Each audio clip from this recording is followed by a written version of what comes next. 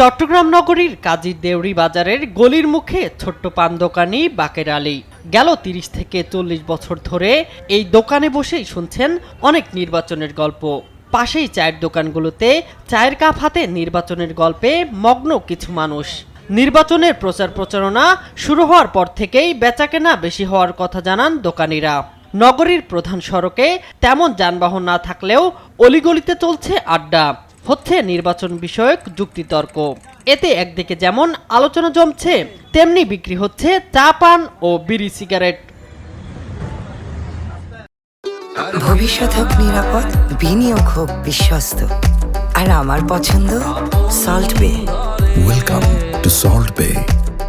রাষ্ট্র পরিচালনা যে করতে পারবো তারই আমরা চাই। নির্বাচন মানে শুধু ভোট নয়, বাজারেরও ছন্দ পরিবর্তিত হয়, ক্রেতা কমে যায়, ব্যবসায়িক লেনদেনেও আসে ধীরগতি। রাজনৈতিক সহিংসতা বা কর্মসূচির আশঙ্কায় অনেক ব্যবসায়ী আগেভাগেই পণ্য আমদানি বা উৎপাদন কমিয়ে দেন। আমরা চাই একটা নতুন ভাবে দল আসুক। হ্যাঁ, এখন তো সব তো করছে, সবাইকে তো দেখছি আমরা। জনগণের শান্তির জন্য যে আমরা যেভাবে শান্তি থাকতে পারি, আমরা এই সরকার চাই, জনগণের সরকার। আমাদের এখানে নাইলে এই সময় অনেক কাস্টমার থাকে, কাস্টমারই নেই। আমরা চাচ্ছি একটা নির্বাচন, যে সরকার আসুক, দেশটা সুষ্ঠুভাবেই হোক। আমি বলবো যে সকল সিন্ডিকেট ভেঙে ব্যবসায়ীর দিকটা দেখবে সরকার, এটা আমি প্রত্যাশা করি।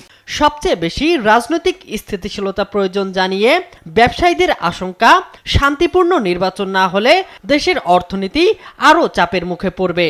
বিনিয়োগ এবং অর্থনীতি, ব্যবসা বাণিজ্য, শিল্প বাণিজ্য সচল রাখার জন্য একটি শান্তিপূর্ণ নির্বাচন অবশ্যই আমাদের প্রত্যাশার মধ্যে রয়েছে। কারণ একটা নির্বাচন যদি শান্তিপূর্ণ না হয়, তাহলে দেশের বিনিয়োগের পরিবেশ নষ্ট হবে, ব্যবসা বাণিজ্যের পরিবেশ নষ্ট হবে, আমাদের অর্থনৈতিক ক্ষতিগ্রস্ত হবে।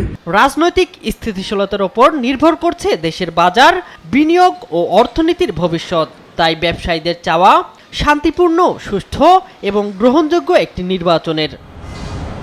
শামীম হোসেন, নিউজ ডেস্ক, দেশ টিভি।